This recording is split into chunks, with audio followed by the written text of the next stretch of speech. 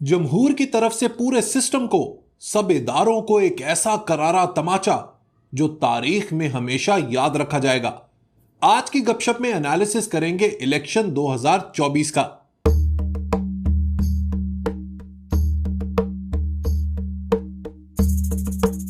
दोस्तों, 8 फरवरी यानी कल के दिन हुआ पाकिस्तान की तारीख का सबसे बड़ा इलेक्शन। मैंने आपको पिछली वीडियो में बताया था कि यह इलेक्शन ना सिर्फ पाकिस्तान की तारीख का सबसे बड़ा इलेक्शन है, बल्कि सबसे महंगा इलेक्शन भी है। इस इलेक्शन को करवाने में कौम की जेब से लगे तकरीबन 48 अरब रुपए यानी कि 4,800 करोड़ रुपए। कौम ने अपने टैक्स के पैसों से इस इलेक्शन को स्पॉन्सर किया। लेकिन सवाल यह है कि 4,800 करोड़ रुपए खर्च करके अवाम को क्या मिला? यह एक ऐसा गहरा सवाल है जिसका जवाब देना बहुत ज्यादा इंपॉर्टेंट है, और इसका जवाब मैं दूंगा आपको वीडियो के आखिर में।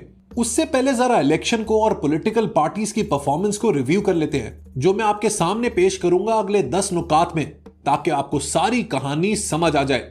मैंने इलेक्शन से एक दिन पहले अपनी यूट्यूब कम्युनिटी पे एक सिंपल सा सवाल पूछा था, वो ये कि 8 फरवरी को होने वाले इलेक्शंस में आप किस पार्टी को वोट करेंगे।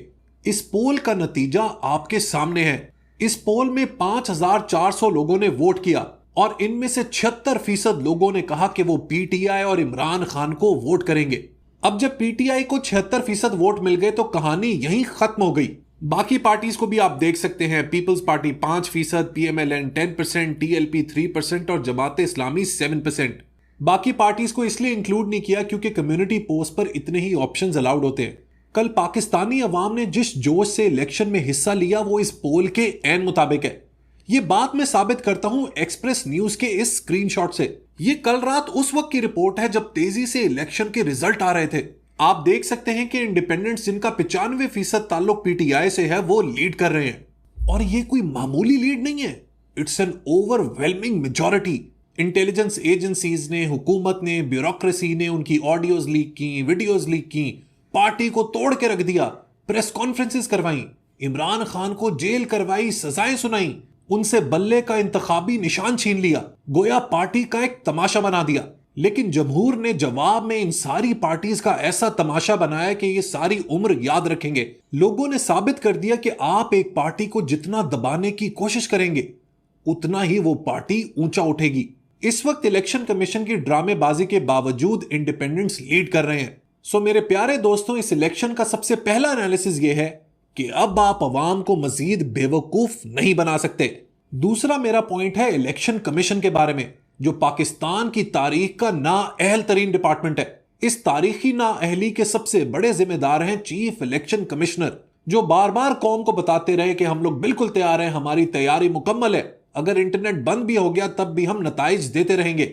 लेकिन आज 9 फरवरी दिन के 3 बज रहे हैं, अभी भी रिजल्ट पूरे नहीं आए। चीफ इलेक्शन कमिश्नर से लेकर रिटर्निंग ऑफिसर्स तक सबकी इंक्वायरी होनी चाहिए, और जिस तरह की ड्रामेबाजी इलेक्शन कमीशन ने इस कौम के साथ की है इसका इनको जवाब देना चाहिए। वैसे देखा जाए तो they have lived up to their expectations. उन्होंने अपना रिकॉर्ड बरकरार रखा है, क्योंकि पाकिस्तान की गवर्नमेंट का कोई इदारा कभी भी एफिशिएंटली काम नहीं कर सकता। ये लोग अभी भी पत्थर के जमानों में फंसे हुए हैं, वही धक्यानुसी सोच और वही इनएफिशिएंसी। नेपोलियन ने कहा था कि क़यामत के दिन मिलिट्री जर्नल्स को इतने छितर नहीं पड़ेंगे जितने डॉक्टर्स को पड़ेंगे। मेरे ख्याल से इलेक्शन कमीशन भी इसी लाइन में शामिल होगा। इलेक्शन से पहले की नॉनसेंस और इलेक्शन के दिन नताइज का लेट होना इज अ टोटल डिजास्टर। तीसरा पॉइंट है मेरा शहंशाहों की जमात के बारे में, बादशाहों की जमात के बारे में, यानी कि पीएमएलएन। नवाज शरीफ साहब समझ के बैठ गए थे कि अब 2/3 मेजॉरिटी उन्हीं के पास आएगी।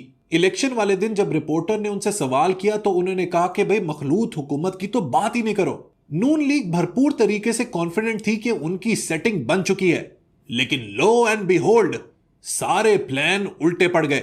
जब मैं ये वीडियो रिकॉर्ड कर रहा हूं तब इनके पास तकरीबन 50 के करीब नेशनल असेंबली में सीट्स हैं। अगर सिस्टम ना बैठता तो इनकी तो हालत और भी बुरी होती। सो क्लियरली नवाज शरीफ के कैंप में इस वक्त डिप्रेशन है, परेशानी है, फ्रस्ट्रेशन है। उनको लग रहा है कि उनके साथ हाथ हो गया है। चौथा पॉइंट है मेरा पाकिस्तान पीपल्स पार्टी के हवाले से। They are super happy. उनको मालूम था कि पंजाब में तो उनका कोई फ्यूचर है नहीं, सो वो पंजाब के रिजल्ट के बारे में इतने परेशान भी नहीं होंगे। लेकिन सिंध में they have done clean sweep. इतने बड़े मार्जिन से उन्होंने अपने कंपटीशन को हराया है कि कोई सोच भी नहीं सकता। कुछ जगहों पे तो लाख से ऊपर का वोटिंग डिफरेंस है। आखिर हर दफा सिंध में पीपल्स पार्टी क्यों जीत जाती है? आप जरा कराची से बाहर निकले ना, जैसे ही आप हैदराबाद को क्रॉस करेंगे ऑल द वे टिल गोट की, आपको सिर्फ भूख, अफलास, नंग और लोगों की बुरी हालत नजर आएगी। लेकिन इतनी गुर्बत और लाचारी के बावजूद सिंध की अवाम पीपल्स पार्टी को क्यों वोट करती है? वो इसलिए क्योंकि वोट सिर्फ साईं का है। सिंध में आज भी साईं कल्चर है। एक ऐसा फ्यूडल सिस्टम है जिसने सिंध की धरती के ऊपर ऐसे पंजे गाड़े हुए हैं कि किसी के पास कोई चांस ही नहीं है। हर इलाके में एक बड़ा वडेरा है और वोट उसी का होता है। और बेचारी अवाम इतनी भोली या अनपढ़ है कि उनको कोई थोड़ा सा पूछ भी लेता है तो वो उसी के हो जाते हैं। ये मैं आपको फर्स्ट हैंड नॉलेज दे रहा हूं सिंध के देही इलाकों की, क्योंकि फ्लड के जमाने में मैंने वहां पर काम किया था। इतनी भूख अफलास के बावजूद लोग अपने वडेरे के बारे में कोई बात सुनने को तैयार ही नहीं थे। और इसी फ्यूडल सिस्टम की जड़ों में, इनकी रूट्स में पीपल्स पार्टी की ताकत मौजूद है।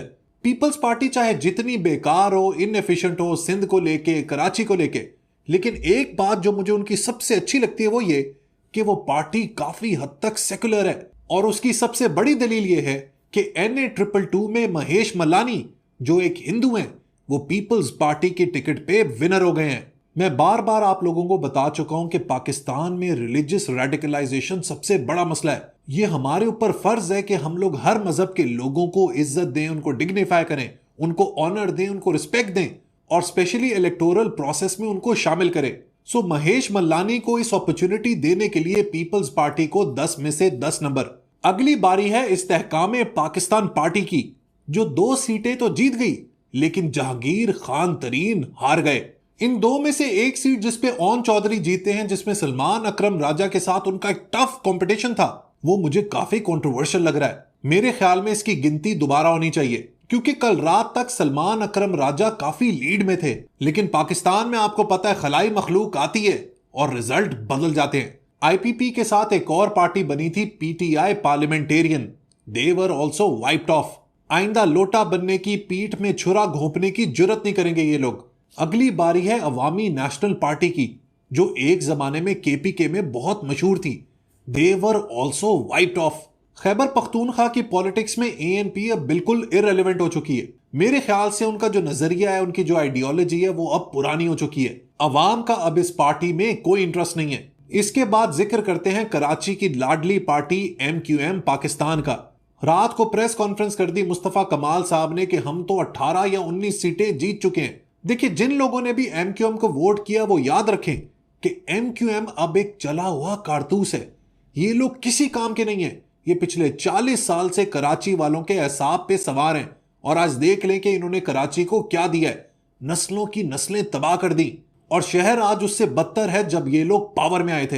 हर दफा ये लोग पावर में आते हैं, इधर उधर खेलते रहते हैं, 1-2 पार्क्स बना देते हैं और अवाम को शदीद बेवकूफ बनाते हैं। अब ये लोग अपनी गेम स्टार्ट करेंगे, कभी पीपल्स पार्टी के पास चले जाएंगे, कभी PMLN के पास चले जाएंगे, कभी PTI के पास चले जाएंगे और जो इनकी सबसे ज्यादा बोली लगाएगा उसके साथ हुकूमत में शामिल हो जाएंगे। जो मेरी 8वीं ऑब्जर्वेशन है वो है JUIFA और जमाते इस्लामी के बारे में। Both of them have miserably failed. ये दोनों पार्टियां पिछले कई सालों से इलेक्टोरल प्रोसेस में फेल हो चुकी हैं। अवाम का एक हिस्सा इनको वोट तो देता है, लेकिन कभी भी ये लोग मेन स्ट्रीम पॉलिटिक्स का हिस्सा नहीं बन सकते। और मेरे लिहाज से ये एक बेहतरीन बात है पाकिस्तान के फ्यूचर के लिए, पाकिस्तान की स्टेबिलिटी के लिए। क्योंकि याद रखें दोस्तों, जिस मुल्क में भी मजहब के नाम पे सियासत होती है, मजहब के नाम पर पॉलिटिकल पार्टीज बनती हैं, वो आज की दुनिया में कभी भी तरक्की नहीं कर सकता। 9वें नंबर पर है जनाब TLP और GDA जैसी parties, who have again been wiped off. अवाम ने इनको सरासर रद्द कर दिया है। पावर पॉलिटिक्स में इनका कोई रोल नहीं है। और 10वें नंबर पर है दोस्तों मेरा फाइनल एनालिसिस। क्या पाकिस्तानी अवाम के 4800 करोड़ खर्च करके अब अवाम को अच्छी सड़कें मिल जाएंगी, अस्पताल मिल जाएंगे, क्या फ्यूचर की सिक्योरिटी मिल जाएगी, क्या पाकिस्तान में जाली दवाइयां बननी बंद हो जाएंगी, क्या बच्चों को अच्छे स्कूल मिलेंगे, कॉलेजेस मिलेंगी, यूनिवर्सिटीज मिलेंगी, क्या कराची में लोग जब अपने घर से बाहर निकलेंगे तो उन्हें इस बात का डर नहीं होगा कि उनका मोबाइल नहीं छिनेगा या उनके ऊपर गोली नहीं चलेगी। क्या सिंध में वडेरा सिस्टम खत्म हो जाएगा? और क्या अब गवर्नमेंट के ऑफिसेज में लोग रिश्वत लेना बंद कर देंगे? तो दोस्तों, इसका पॉइंट ब्लैंक जवाब यह है कि सब कुछ वैसा ही रहेगा जैसा पिछले 76 सालों में रहा है। इस इलेक्शन के बाद फिर एक ज्वाइंट हुकूमत होगी, एक हाइब्रिड रिजीम होगी, एक पॉलिटिकल पार्टीज का मंकी बिजनेस होगा जिसमें सामने चेहरे कुछ और होंगे और पीछे इन पुतलियों को चलाने वाले हाथ कोई और। देखिए, मैं कोई इमरान खान का एक्टिव सपोर्टर नहीं हूं। मैंने तो आपके सामने एक सिंपल सा पोल जारी किया था जिसमें ओवरवेलमिंग मेजॉरिटी पीटीआई को मिली थी। तो मेरा सवाल यह है कि इस मुल्क की जो एस्टैब्लिशमेंट है, ब्यूरोक्रेसी है, इलेक्शन कमीशन है, वो क्या इतने बेवकूफ हैं कि उनको यह समझ नहीं आई कि इस वक्त पाकिस्तान के सबसे पॉपुलर लीडर को जेल में डाल के वो अवाम की आवाज को दबा लेंगे? एक एंगल देखने का यह भी है कि पर्दे के पीछे जो लोग हैं वो इसी किस्म की वीक गवर्नमेंट चाहते हैं ताकि उनकी पावर बरकरार रहे। अब ये नवाज शरीफ, जरदारी, बिलावल, शहबाज शरीफ, ये जो पिछले 50 साल के घिस्से पिटे पॉलिटिशियंस हैं, ये फिर कौम के साथ वही करने वाले हैं जो पिछले 40 साल में करते आए हैं। इकोनॉमी का कोई प्लान नहीं, सोसाइटी की अपलिफ्टमेंट का कोई प्लान नहीं, इंटेलेक्चुअल ग्रोथ का कोई प्लान नहीं, इंफ्रास्ट्रक्चर डेवलपमेंट का कोई प्लान नहीं, एक्सपोर्ट कैसे बढ़ानी है इसका कोई क्लू नहीं। अवाम ने वोट के जरिए सिस्टम और इदारों को तमाचा तो मारा, लेकिन स्टेटस गो के पंजे पाकिस्तान में इतने डीप गड़े हुए हैं कि इनको उखाड़ने के लिए अभी और मेहनत करनी पड़ेगी। यह भी मैं आपको आज प्रेडिक्शन दे दूं कि अगला जो वजीर आजम है वो भी अपने 5 साल का टेन्योर मुकम्मल नहीं करेगा और अवाम इसी तरीके से अनसर्टेनिटी में झूलती रहेगी। लेकिन मेरी ये दुआ है, मेरी ये विश है और मेरी ये कोशिश है कि पाकिस्तान इन मुश्किल हालात से निकल आए। पाकिस्तानी अवाम के लिए मेरा एक सिंपल सा मैसेज ये है कि अभी हमें और बहुत मेहनत करनी है। इस राह में मकाम बेमहल है, पोशीदा करार में अजल है। वीडियो पसंद आई हो तो लाइक बटन जरूर प्रेस कीजिएगा। Until next time, goodbye. Pakistan जिंदाबाद।